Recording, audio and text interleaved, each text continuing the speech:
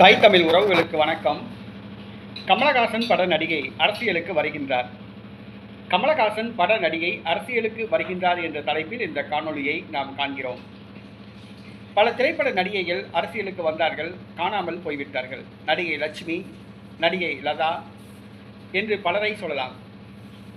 செல்வி ஜெயலலிதா மட்டும் தப்பித்தார்.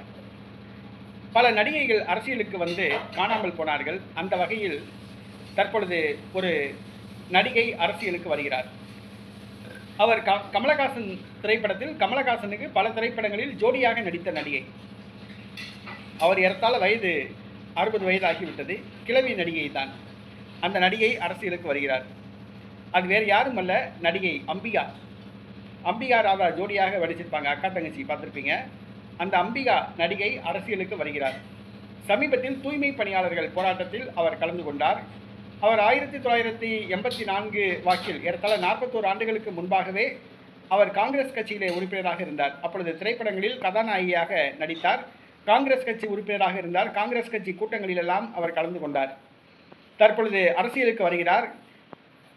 அவர் செய்தியாளர்களிடம் தெரிவிக்கையில், அரசியலுக்கு வந்தால்தான் நன்மை செய்ய முடியும் என்று சொன்னால் அரசியலுக்கு வந்துட்டா போச்சு, சீக்கிரமாக வந்துடுறேன், இப்போமே வந்துடுறேன் அப்படின்னு சொல்லியிருக்காங்க. ஆக நடிகை அம்பிகா அரசியலுக்கு வருகிறார்.